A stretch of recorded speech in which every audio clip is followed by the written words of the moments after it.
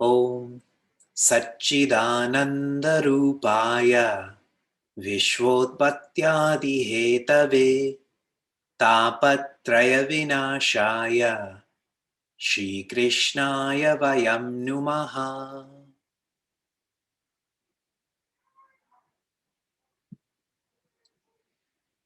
Janmadyasya yatonvayadi tarataschaarteshvabhignaswarat Tene brahmahradaya adi kavaye muhyanti yatsurayaha Tejo vari mridam yatha vinimayo yatra trisargo mrsha Dhamna svena sada nirasta kuhakam Satyam param dhimahi Dharma projita ketavotra paramo nirmatsaranam satam Vedyam vastavamatra vastu shivadam tapatrayon mulanam Shimad Bhagavate Mahamunikrite Kim va parerishvaraha Sadyo hridyavarudya tetra kritibihi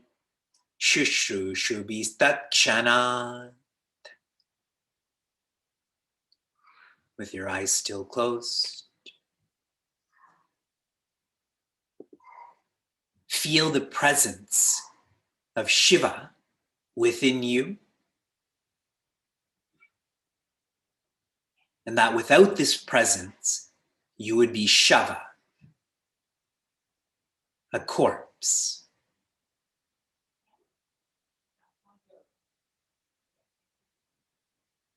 But the same applies for every human, animal, plant, stone.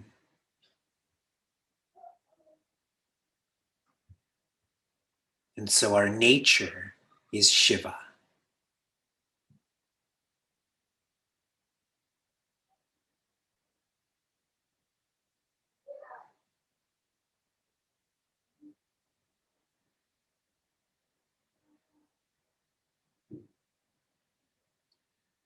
Hari Om, and greetings from Niagara Falls.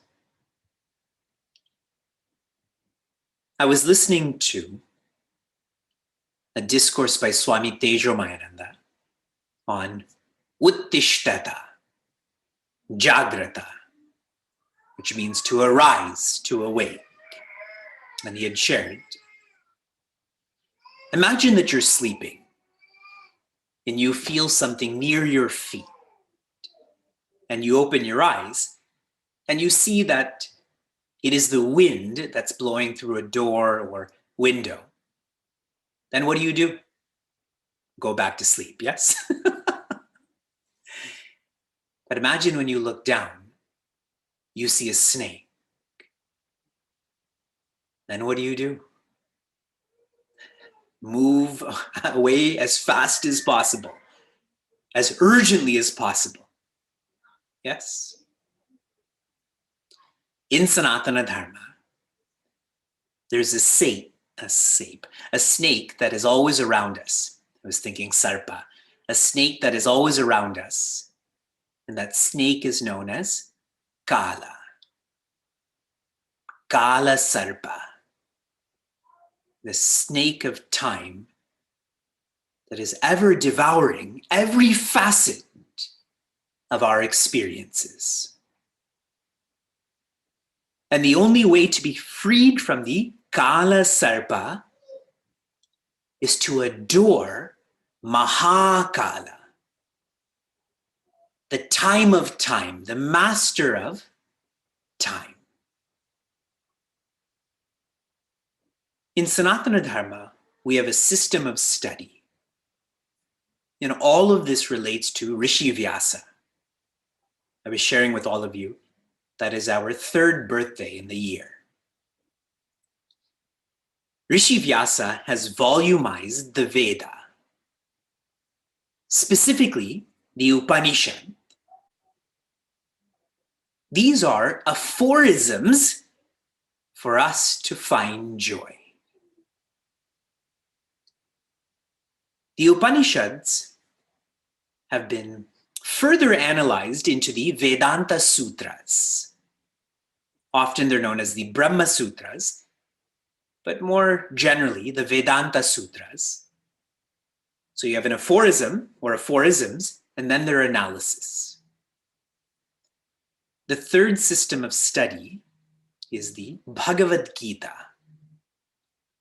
The Bhagavad-Gita is the application of the analysis of the aphorisms.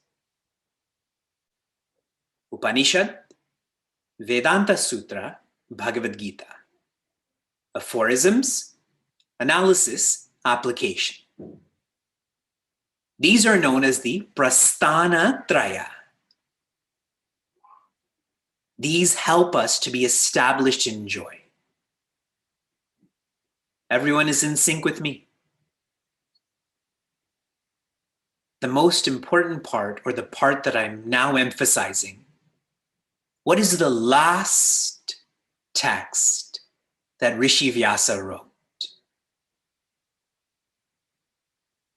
It is Shimad Bhagavatam. Shimad Bhagavatam is not about the aphorisms or analysis or application, but rather adoration of the subject, of the personality in the earlier scriptures. And I'm sharing this with you because we tend to think of Vedanta as the end of the Veda. This is the final subject. However, for anyone who's been to a concert before, it's not necessary that the band plays the best songs at the end. Correct?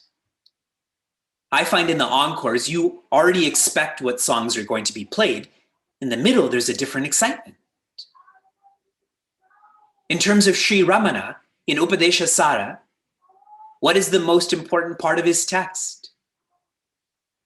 It's in verse 10 out of 30 verses. Shimad Bhagavatam is about adoration. Adoration of Bhagavan, of Brahman. This is the fifth Purushartha. The fifth Purushartha is not moksha, it is bhakti. And Rishi Vyasa's teachings and life show this. No different than, I had an interview a couple of mornings ago, and all of my answers were about Shiva, Rama, etc. And the interviewer asked me, how come you keep using Rama when the word is Ram? And I explained to him, the original documented Ramayana was in Sanskrit. Who was it written by? Rishi Valmiki. A simplified form of Sanskrit is Hindi. An even more simplified language is Avadhi, which is what the Tulsi Ramayana is written in, which we studied together. Who is Rishi Tulsi? The incarnation of Rishi Valmiki. What did Rishi Valmiki teach? Dharma. What did Rishi Tulsi teach? Bhakti. Why did he need to reincarnate? Why did he need to write another text? Because Dharma is not the absolute, is not the highest. It is bhakti or devotion. The only way to be freed from the Kala Sarpa, is to adore the Mahakala. That is you. That is your spirit, not subject to time change. The vision of our course is to realize infinity, nothing less. In our last class, the Gopas, the Gopis, were practicing or preparing for Mahashiva Ratri. What does this mean? Engage in Ratri to Rajas. The Ratri to Rajas means to not engage in any verb that makes us more aggressive. Shut it down. And instead of drifting into tamas, lift yourself by yourself. With no more inputs coming from outside, you have to still be uplifted through your own efforts, through your own presence. In last week's class, we also explored, let me go in a review, chapter 21. The focus is Venu Gita. Chapter 29, Pranaya Gita. Chapter 31, Gopi Gita. Chapter 35, Yugala Gita, with a Y, Yugala, but you probably hear this more often as Jugala, correct? What is a Jugalbandi? A Jugalbandi is where two artists are fighting with each other in an awesome way. Correct? Yugala means pair, pairs. Like interviewers, correct? I ask a question, you ask a question. This emphasizes a dialogue. In Yugala Gita, we come to feel the pairs of verses. Remember I summarized 2 and 3 as one, and then 4 and 5 as one. And this is a dialogue the gopis are having with each other. The philosophy of the Yugala Gita, what are the gopis engaged in? Nididhyasana. Nididhyasana commonly is known as contemplation, but the etymology of this word, nitaram dhyaihi. Where are their minds? Nitaram. Purposefully, perpetually, and personally in Bhagavan Krishna. Their bodies were not with Bhagavan Krishna. He was in the field. They were at home. But their minds were. Our role models in life should be the gopis. No celebrities, no politicians, no athletes. You put up posters of the gopis. Bhagavan is love, and the gopis became the same. We continue. The 10th canto, the 36th adhyaya. This is the next chapter. Shloka 38. 10, 36, 38. Akrura is speaking to Kamsa. We have left Kamsa for a long time, but that doesn't mean Kamsa is gone yet. So Akrura is speaking to Kamsa. And what does he say? Rajan manishitam sadhirak tava svavadya marjanam siddhya siddhyo samam kuryad devam hi phala sadhanam. Akrura says to Kamsa, Rajan, you are the king. Manishitam sadhirak tava swadhyam marjanam, what you are sharing about saving yourself is appropriate, is right. However, siddhya asiddhya samam kuryat.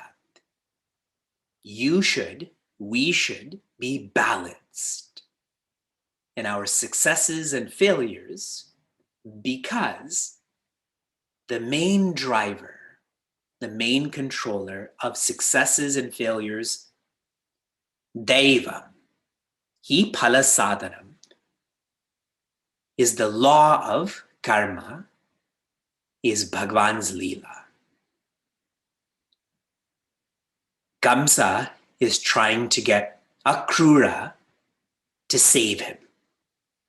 And Akrura says, what you're trying to do is right, but remember, you are not the doer. Deva, or Bhagwan Krishna, is the doer. Let's rewind. Do you all remember how the end of the 9th skanda, the beginning of the 10th skanda began? It is with the earth manifesting as a cow and sharing with Bhagwan Brahma and Bhagwan Narayana that I cannot bear the weight of those who are wicked.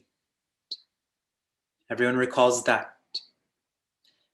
And one of the primary personalities that is weighing down the earth is Kamsa.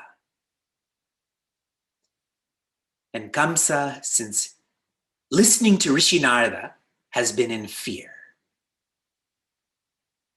And now he's found out, and I'll tell you how, he's found out who Shri Krishna and who Shri Balarama are.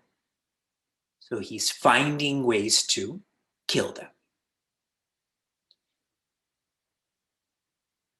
Now, in between this dialogue, another Asura comes to Vrindavana. We haven't met an Asura in some time too. We are immersed in the gopis. This Asura's name is Arishta. Arishta. If you forget these names, you should forget these names. These are not names you should remember and emphasize.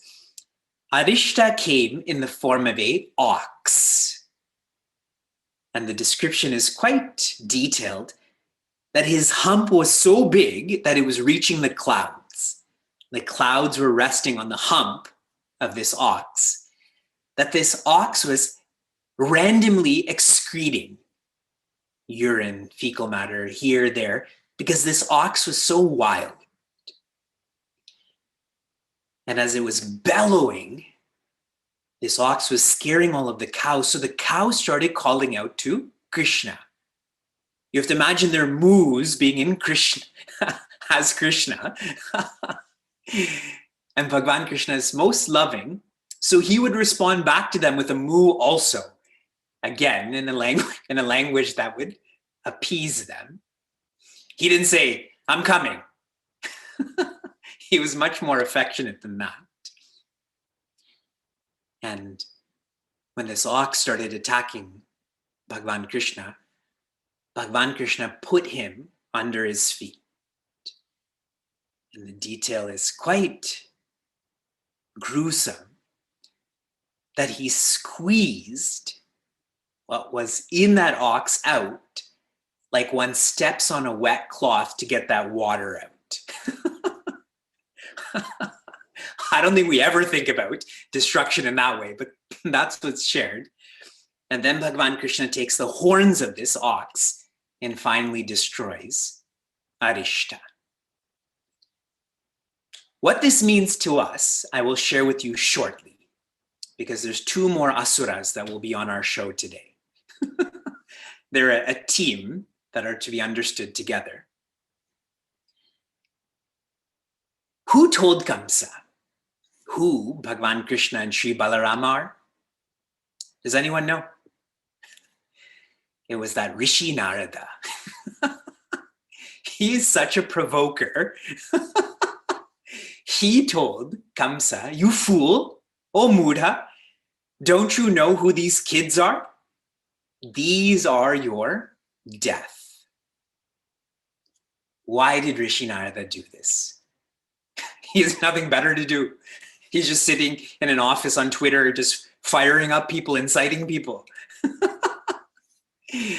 And that happens, right? And people shift to violence.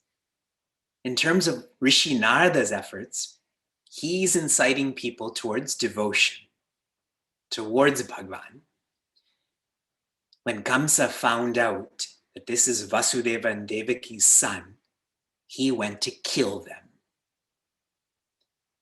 And Rishi Narada, most lovingly, he calmed him down and said, "Just lock them up." So they were in prison, they were out of prison, back in prison. And he told Akrura and many others that we need to come up with a plan to kill Sri Krishna and Sri Balarama. We can't do this in Vrindavana. That is their territory. So we have to invite them to our territory. And what are we going to invite them to?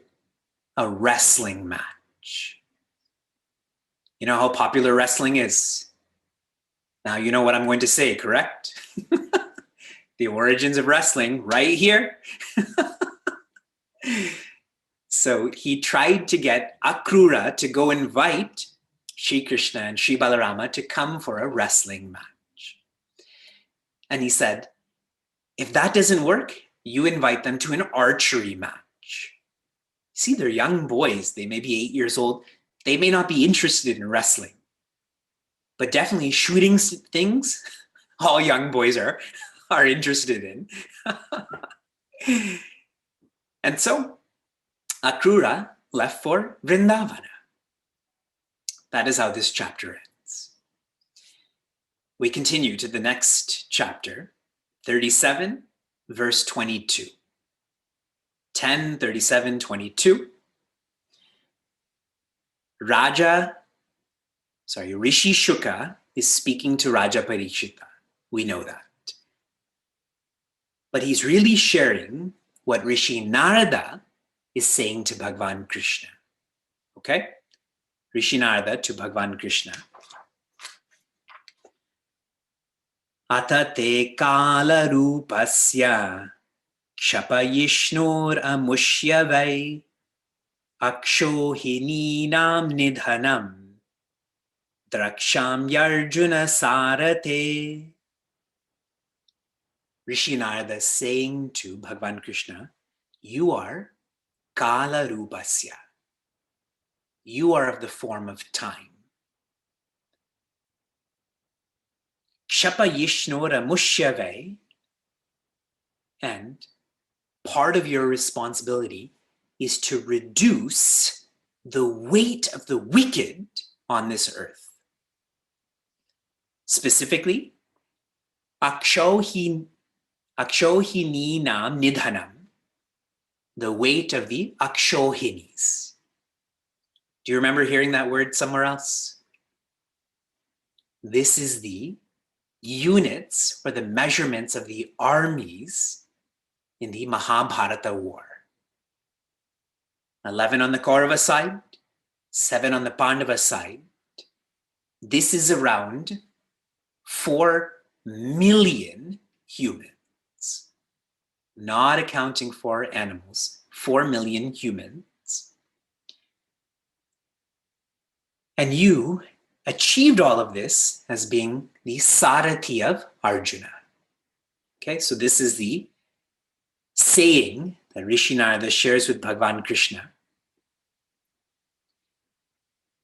Rishi Narada is the one who prophesied that Bhagavan Krishna will be born to destroy Kamsa and free the earth. The word Rishi means seer. He can see what ordinary people cannot see. And what he does in this section, he shares the entire biography of Bhagavan Krishna, from when he's born to his unmanifest condition. He's sharing what will happen.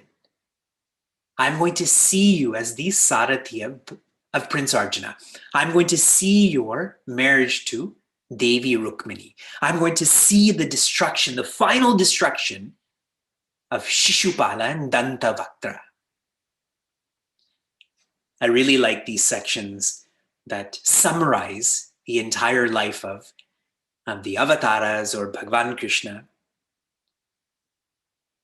This shows how much Bhagavan loves us, the diversity of experiences, the efforts. We have this propensity to take for granted those who help us. They help us so much, and we take that for granted.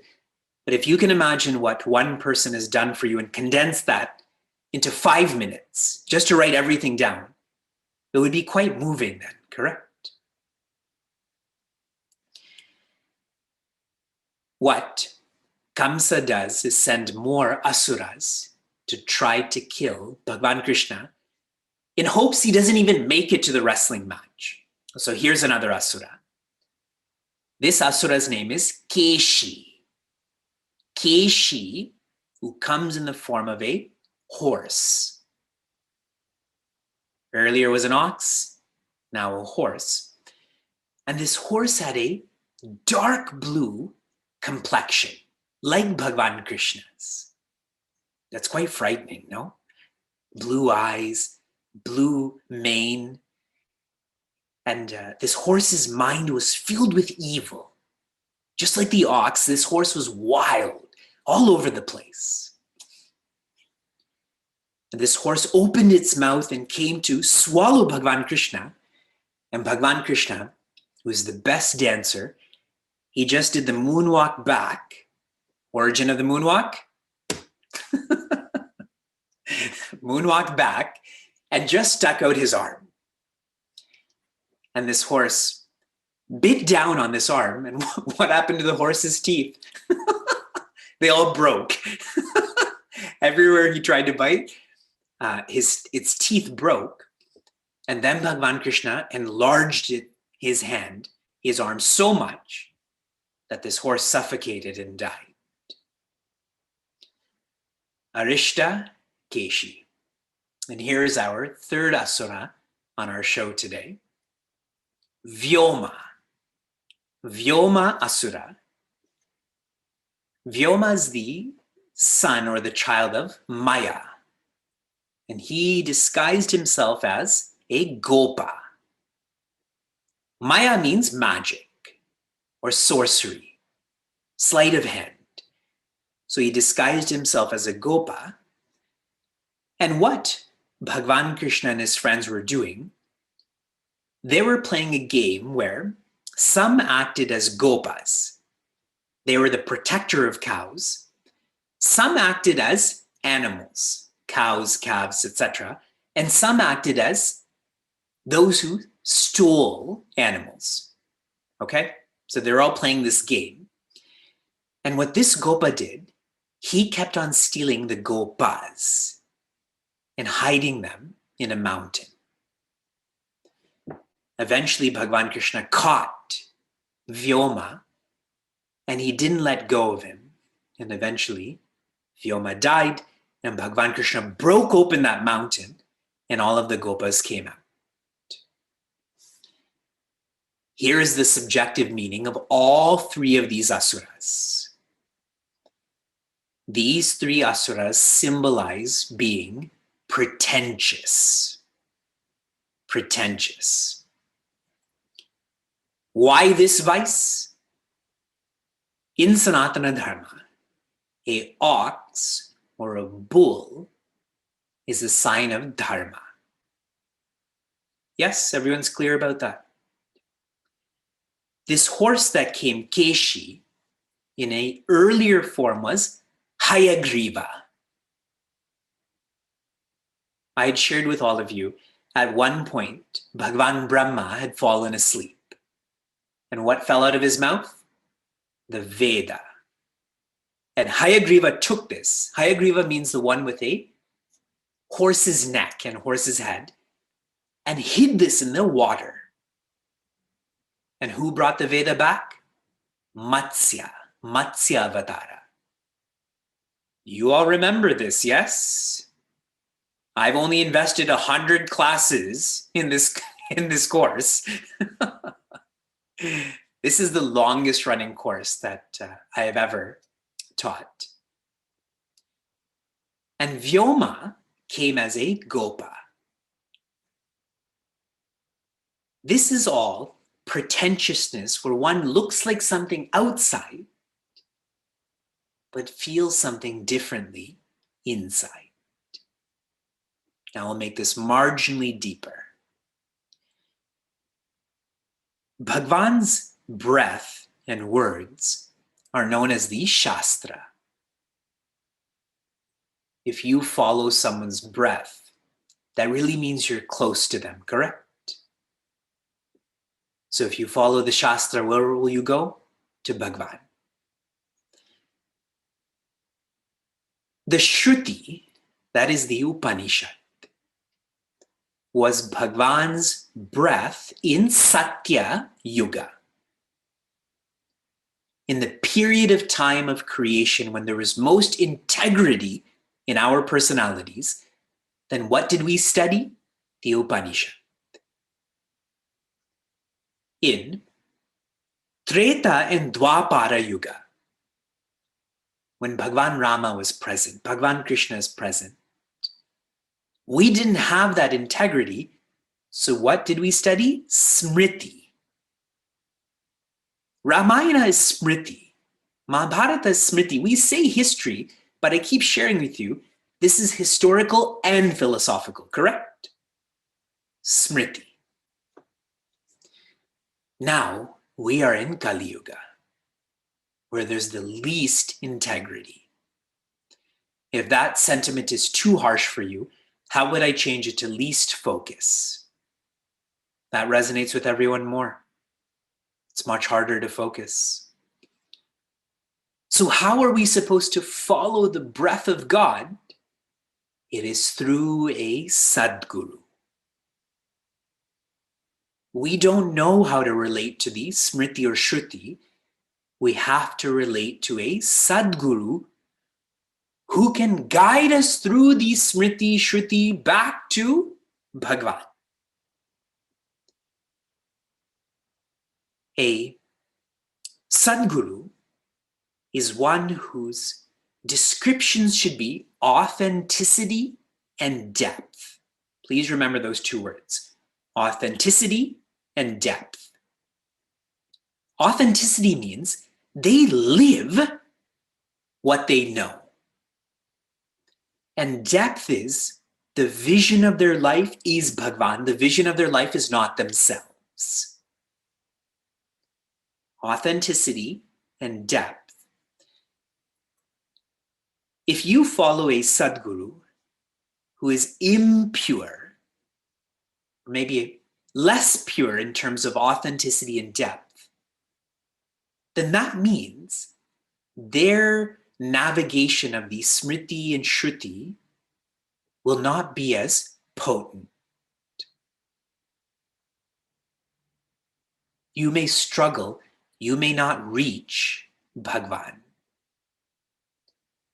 But the more pure a Sadguru is, that means they are more in resonance with the Smriti, with the Shruti, so that they can guide us back to Bhagwan. These asuras, Arishta, Keshi, Vyoma, they were as if a Sadguru, but no purity, which means no authenticity and no depth. And Bhagwan Krishna broke that out of them.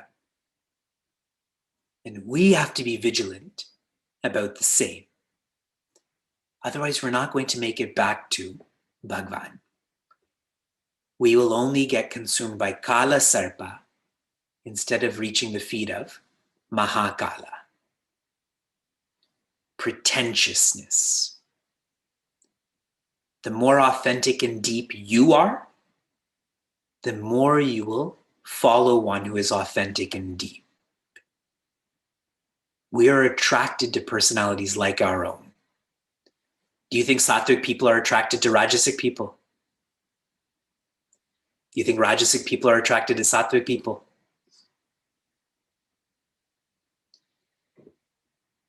Oh.